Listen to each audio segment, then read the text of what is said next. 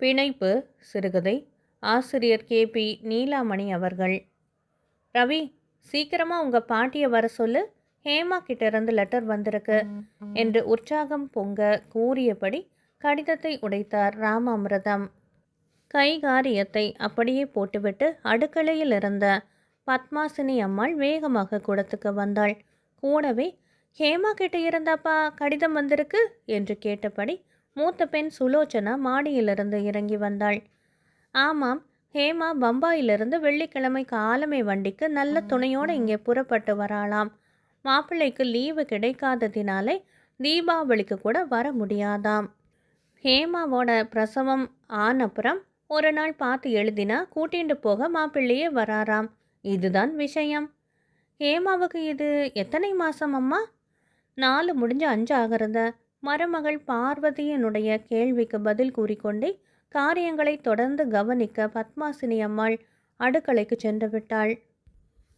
கதவில் சிறு இடைவெளி உண்டாக்கி கொண்டு ஹாலில் நடைபெற்ற அத்தனை காட்சிகளையும் கண்டு விஷத்தை கிரகித்து கொண்ட அருணா அந்த வீட்டின் கடைசி மருமகள். தன் அறை கதவை மீண்டுமாக அவள் சாத்திவிட்டு அருகில் இருந்த கணவனை நோக்கி ஒரு புன்னகை புரிந்தாள். அந்த புன்னகையின் பொருளை புரிந்து கொண்டு சந்திரனும் முறுவல் அளித்தான். கணவன் ஆஃபீஸுக்கு புறப்பட்டு சென்றதும் அருணா மாடிக்கு சென்றாள். குழந்தைக்கு பால் கொடுத்து கொண்டிருந்த சுலோச்சனா அருணாவை கண்டதும், ஹேமா கிட்டிருந்து லெட்டர் வந்திருக்கு அருணா என்றாள் மகிழ்ச்சி பொங்க. தெரியும், கொஞ்ச நாளிலே இந்த வீடு மெட்டர்னிட்டி ஆஸ்பத்திரி ஆக போகிறது. சென்சஸில் ஒரு புள்ளி சேர போகிறது. கண்களை சிமிட்டி கேலியாக சிரித்தபடி அருணா கூறினாள். சுலோச்சனாவின் முகம் கூம்பி விட்டது. அப்படியெல்லாம் பேசப்படாத அருணா. அதற்கு மேல் சுலோச்சனா கூறியதையெல்லாம் கேட்டுக்கொண்டிருக்க அருணா அங்கே இருந்தால் தானே. அவள் மாடிப்படி இறங்கி கொண்டிருந்தாள். அடுக்கலைக்கு சென்ற அருணா, சாப்பிடலாமா அம்மா என்றாள். அருணா சாப்பிட்டு கொண்டு இருக்கும்போது இடுப்பில் இருமிக் கொண்டு இருக்கும் கை குழந்தையுடன் உள்ளே வந்த பார்வதி, ஹேமா வர்ற விஷயம் அருணாவுக்கு தெரியுமா அம்மா என்றாள் யதார்த்தமாக. ஆனால் அருணாவின் குணம் தெரிந்து பத்மாசினி அம்மாள் மௌனம் சாதித்தாள்.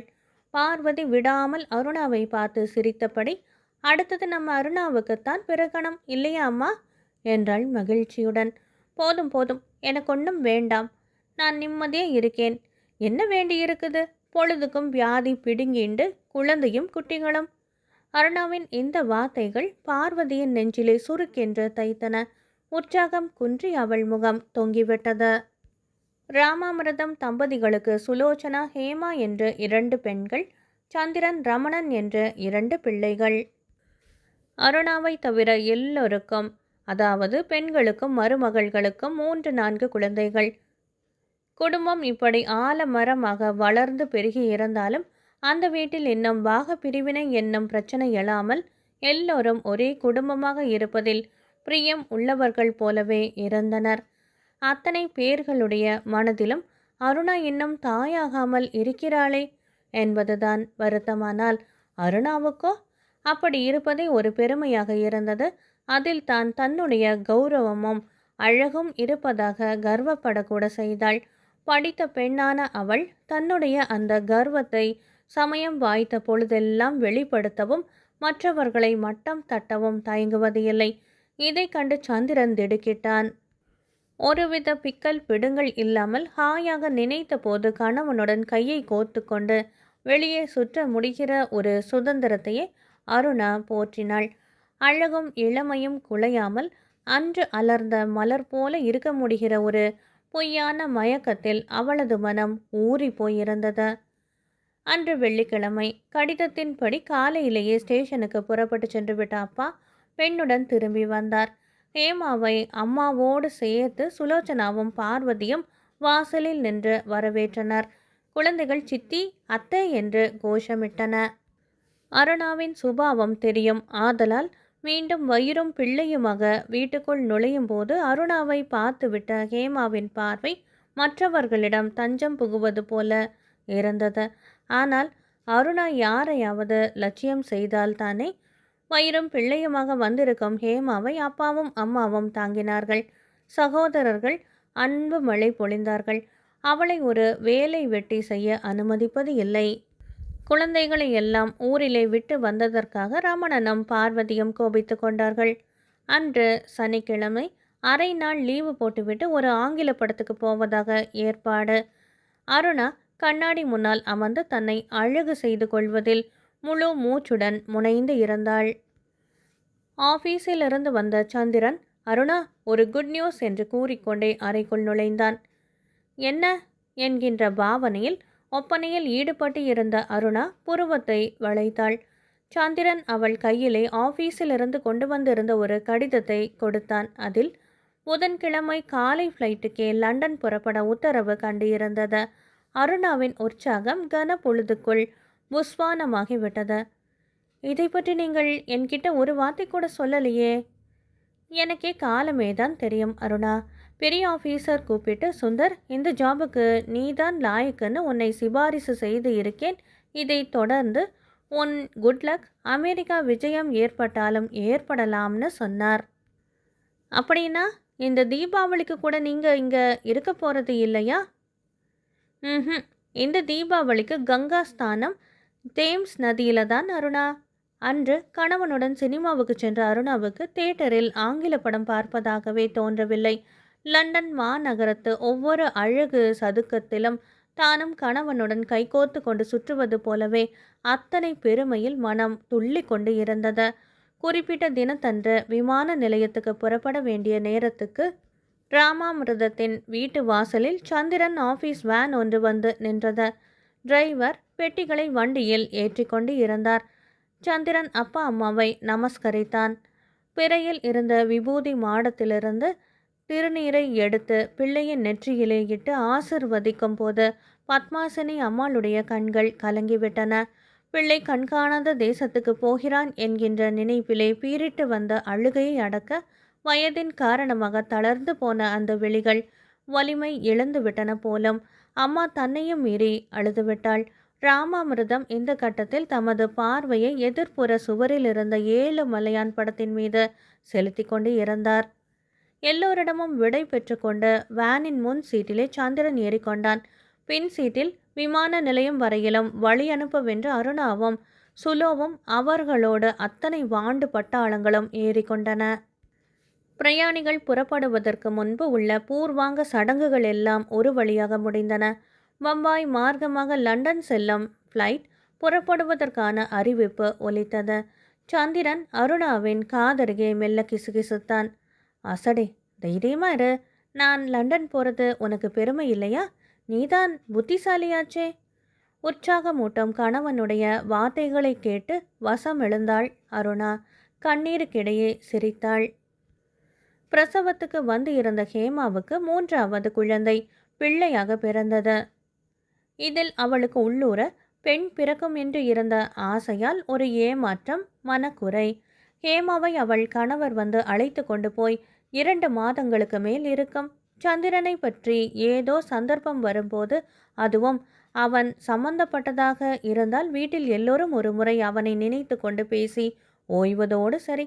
அதன் பிறகு அவரவர்கள் தங்கள் குழந்தைகளுடன் சீராடுவதும் கண் எதிரில் உள்ளவர்களை கவனிப்பதும் வீட்டு வேலைகளை செய்வதுமாக இப்படி அன்றாட அலுவல்களில் அனைவரும் மூழ்கி போனார்கள். ஆனால் அருணா மட்டும் மற்றவர்களிடமிருந்து மாறுபட்டவளாக எப்போதும் கணவனை நினைத்து கொண்டு அந்த வீட்டில் தன்னை ஒத்த ஒருவருக்கும் கிட்டாத ஒரு பேரு தனக்கு கிட்டி இருப்பதையும், கணவன் திரும்பி வந்த பிறகு தன் அந்தஸ்து இன்னும் ஒரு படி உயரப்போவதையும் கற்பனையில் எண்ணி எண்ணி மனம் பூரித்தாள். ஆனால் அந்த பூரிப்பு பெரும் பொறுமலாக ஒரு நாள் அவள் உள்ளத்தில் வெடித்து சிதறப்போகிறது என்பதை பாவம் அருணா எப்படி அறிவாள்? 3 வருடங்களில் திரும்பி வர வேண்டிய சந்திரன் அதன் பிறகும் ஊருக்கு திரும்பவில்லை. ஆரம்பத்தில் லண்டனிலிருந்து ஒழுங்காக வந்து கொண்டிருந்த கடிதமும் மெல்ல மெல்ல தடைப்பட்டு ஒரு நாள் அறவே நின்று போய்விட்டது. அருணாவின் உற்சாகம் எல்லாம் போன இடம் தெரியவில்லை. ஏதோ இனம் புரியாத ஒருவித குறுகுறுப்பு அவளது உள்மனதை உறுத்தி கொண்டிருந்தது. யாரிடம் போய் முறையிடுவது? ரமணன் தான் பிரச்சனையை கிளப்பினான். சந்திரனை இப்படியே விட்டு விடுறதாப்பா? போட்ட லெட்டர் ஒன்றுக்காவது பதில காணோமே. அதுக்கு என்னடா பண்ண சொல்கிற? அவன் ஆஃபீஸரை ஒரு நாள் சந்தித்தேன். அவர் ஒன்றும் அவனை அங்கேயே இருக்கணும்னு சொன்னதா சொல்லலையே, வற்புறுத்தவும் இல்லையாமே. பின்ன இவன் பேசாம ஊரை பார்க்க வந்து சேர வேண்டியது தானே. அதைத்தான் அப்பா நானும் உங்ககிட்ட கேட்குறேன். என்ன கேட்டு என்னடா பண்ண? அதையும் அந்த ஆஃபீஸர் கிட்டக்கவே கேட்கறது தானே. ராமாமிர்தம் தவறிப்போய் இந்த யோசனையை கூறிவிட்டார். ரமணன் சுள்ளென்று விழுந்தான். நாம சந்தேகப்படுற இந்த வெக்கக்கேட்டை ஆஃபீஸர் கிட்ட வேற போய் சொல்லணுமா அப்பா? பின்ன இதை பற்றியெல்லாம் என்ன ஏண்டா கேட்குற? அதோ உங்க அம்மா வர்றா பாரு என்று ராமாமிர்தம் கையை காட்டி பிள்ளையின் கோபத்தை திசை திருப்பி விட்டார். இதுக்கெல்லாம் அம்மா கிட்ட போகப்படாதாப்பா? ரமணன் ஒரு கணம் ஆழ்ந்த சிந்தனையில் இருந்தான். அப்பா, ஒரு ஃபஸ்ட் கிளாஸ் ஐடியா. ஆனால் நீங்கள் பெர்மிஷன் கொடுப்பேளா? என்னடா இது, கொஞ்சம் புரியும்படியா சொல்லேன். Mother very serious, start immediately. என்ன இது அபத்தம்? ஆமாமப்பா, இதுதான் நான் கொடுக்க போகிற கேபிளின் வாசகம். அம்மாண்ணா சந்திரனுக்கு உசுராச்சே. அதுக்காக கேபிளை பார்த்ததும் அலறி பிடிச்சுண்டு வருவான். அப்புறமா அவனை விடாமல் பிடிச்சுண்டு இருக்க வேண்டியது அருணாவோட பொறுப்பு. என்னப்பா சொல்கிறேள்? உங்கள் அம்மாவை கேளு. ஒருத்தரையும் கேட்க வேணாம்டா. நீ சொன்னாலும் சொல்லாட்டாலும் நான் ரொம்ப சீரியஸாக தான் இருக்கேன். உடனே போய் தந்தியை கொடுத்துட்டு வா என்று பத்மாசினி அம்மாள் பிள்ளையை விரட்டினாள். கேபிளை படித்துவிட்டு சந்திரன் என்னவோ ஏதோ என்று அலறி புடைத்து கொண்டு வந்து சேர்ந்தானால் தனியாக வல்ல. அவனது வலக்கை ஆள்காட்டி விரலை அழகிய 2 வயது பெண் குழந்தையின் பிஞ்சு கரம் ஒன்று இறுக பற்றி இருந்தது. அந்த பற்றுதல் அல்லது அந்த பிஞ்சு கரத்தின் இறுகிய பிடிப்பு இந்திய மண்ணில் பிறந்த சந்திரனையும் லண்டனில் உள்ள ஸ்டெல்லாவையும் பிணைத்து இருந்தது என்பதை புரிந்து கொள்ள அருணாவுக்கோ மற்றவர்களுக்கோ அதிக நேரமாகவில்லை. அருணா அழுதாள். அப்படி அழுவது அவளுக்கு அவளுடைய நாகரீகத்துக்கு இழுக்காகத்தான் ஒரு கணம் தோன்றியது. ஆனால் யாருடைய அழுகையையும் துயரத்தையும் சந்திரன் லட்சியம் செய்ததாகவே தெரியவில்லை. மாறாக அம்மாவுக்கு ஆபத்து என்று பொய் தந்தி அடித்ததற்காக சந்திரன் ரமணனை அளவுக்கு மீறி கோபித்து கொண்டான். இந்த மண்ணிலே பிறந்தால் என்ன, தனக்கு ஒரு குழந்தை பிறந்து பார்க்க வேண்டும் என்று துடித்த அம்மாவின் ஆசைக்காகவே அத்தனை தூரத்திலிருந்து மகளை அழைத்து கொண்டு வந்து காட்டிய தன்னுடைய அன்பையும் பெருந்தன்மையையும் உணர்ந்து கொள்ள தெரியாதவர்கள் என்று பொதுப்படையாக எல்லோர் மீதும் சீறி விழுந்தான். இறுதியில் பெட்டி படுக்கைகளுடன் அவன் புறப்பட முனைந்த போது அப்பாவும் ரமணனும் குறுக்கே நின்று தடுத்து பார்த்தனர். சந்திரன் கேட்கவே இல்லை. ஸ்டெல்லாவை விட்டு என்னால் இருக்க முடியாது என்று கூறிவிட்டான். இந்த கன்றாவியெல்லாம் பார்க்காம நான் போயிருக்க கூடாதா என்று பத்மாசினி அம்மாள் அழுது புலம்பினாள். சந்திரன் மனம் அதில் ஒன்றும் மாறவில்லை. குழந்தை பெய்க்குடன் விமானம் ஏறிவிட்டான். இப்போது அவனை வழி அனுப்ப அந்த வீட்டிலிருந்து யாருமே செல்லவில்லை. சிறிது நேரம் வரையிலும் அங்கு பயங்கரமானதொரு அமைதி, புயல் அடித்து ஓய்ந்தார் போன்ற பீதி நிறைந்த ஒரு அமைதி அந்த வீட்டில் நிலவி இருந்தது. பார்வதி தன் அறையில் அமர்ந்து குழந்தைக்கு பால் கொடுத்து கொண்டிருந்தாள். அதுவரையிலும் அங்கு நடந்த அத்தனையும் ஒன்றுவிடாமல் பார்த்து கொண்டிருந்த அருணா பொங்கி வந்த துக்கம் தாழாமல் அக்கா என்ற பார்வதியின் மடியிலே தலையை புதைத்து கொண்டு சிறு குழந்தையைப் போல தேம்பி தேம்பி அழுதாள். அருணாவுக்கு ஆறுதல் கூற நினைத்த பார்வதிக்கு ஏனோ கோபம்தான் வந்தது.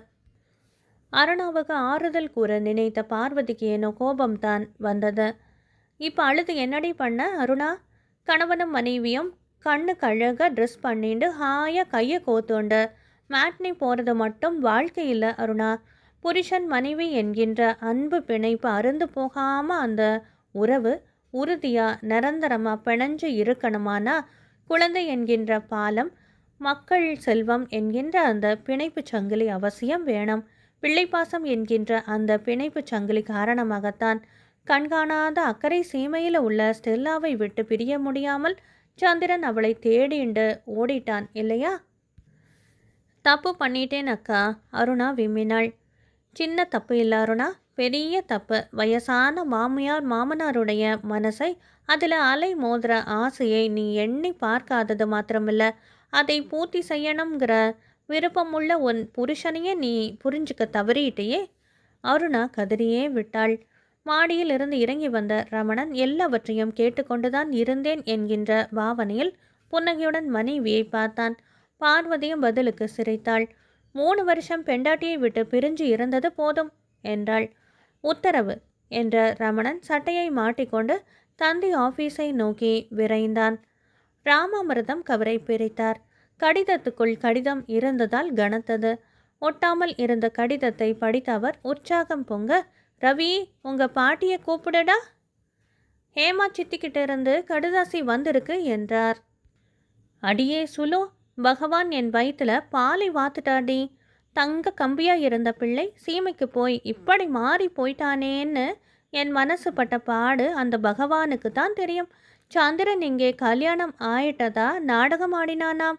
அவன் இங்கே கூட்டிண்டு வந்த குழந்தை கூட யாரோ பம்பாய் கம்பெனியில் இருக்கிற அவன் ஸ்நேகித துரையோடதாம் என்று பத்மாசினி அம்மாள் கூறிக்கொண்டு இருக்கும்போதே சுலோச்சனா இடை மறித்தாள். ஓர கண்களால் பார்வதியை பார்த்தபடி, அம்மா, இந்த நாடகம் சந்திரனா ஆடல, இந்த மண்ணியும் அண்ணாவும் சேர்ந்து அவனை இப்படி ஆட்டி வச்சிருக்கா. 3 வருஷம் முடிஞ்சதும் சந்திரன் நேராக இங்கே தான் வரதாக இருந்தானாம். அது வேண்டாம், லண்டனில் இருக்கிறாப்பலையே உன் பம்பாய் கம்பெனி பிரான்ச்லேயே கொஞ்ச நாள் இருன்னு சொன்னது அண்ணாவோட ஐடியா. அம்மாவுக்கு உடம்பு சரியில்லைன்னு தந்தி அடின்னது ஹேமாவோட ஐடியா. லண்டன்ல இருந்து வர்றா போல வர்றவனை வெறும் கையோடு அனுப்பி வைக்காத, ஒரு வெள்ளைக்கார குழந்தையையும் கொடுத்து அனுப்பு, மீதியை நான் பார்த்துக்கிறேன்னது மன்னியோட ஐடியா என்றாள். என்ன நாடகமோ என்ன ஐடியாவோ, எப்படியோ என் செல்ல அருணா மனசு மாறிட்டா. நல்லபடியாக சந்திரனும் நாளைக்கு வந்து விடுவான், அதுவே எனக்கு போதும் என்று பத்மாசினி அம்மாள் கூறி முடிப்பதற்குள், உனக்கு அது போதும், அருணாவுக்கு ஏதாவது வேண்டாமா? இதோ சந்திரன் ஒரு லெட்டர் எழுதியிருக்கான், உள்ளே போய் அவளை அனுப்பு என்றார் ராமாமிர்தம். மாமனாரிடமிருந்து பெற்றுக்கொண்ட கணவனின் கடிதத்தை தன் அறைக்கு எடுத்துக்கொண்டு ஓட போன அருணாவை சுலோ தடுத்து நிறுத்தினாள். ரூமுக்குள்ளே என்ன, இங்கிருந்தே படி மண்ணி, எல்லோரும் கேட்குறோம் என்று பிடிவாதம் பண்ணினாள். அருணாவும் மறுக்க மனமின்றி கடிதத்தை உடைத்தாள். முதல் வரியை படிப்பதற்குள் அவள் முகம் குப் என்ற நாணத்தால் சிவந்து குங்குமம் போல ஆகிவிட்டது. கால்கள் தரையிலே நிலை கொள்ளாமல் தடுமாறின. விழிகள் எல்லோரையும் நோக்கி கெஞ்சுவது போல இருந்தது. அவளை விடுடி, போகட்டும் என்று பார்வதி அருணாவை சுலோவின் பிடியிலிருந்து அனுப்பி வைத்தாள். ஆனால் உள்ளே சென்று மீதி கடிதத்தையும் படித்த அருணாவால் சந்திரனின் அன்பு பிடியிலிருந்து மீளவே முடியவில்லை. மன்னிப்பை வேண்டி இறஞ்சுவது போல சந்திரனின் கையெழுத்துக்களில் மீதும் அருணாவின் விழிகள் உதிர்த்த கண்ணீர் துளிகள் தடுமாறி கொண்டு இருந்தன. அன்பானவர்களை, KP நீலாமணி அவர்கள் எழுதிய பிணைப்பு சிறுகதை நிறைவு பெற்றது. நன்றி.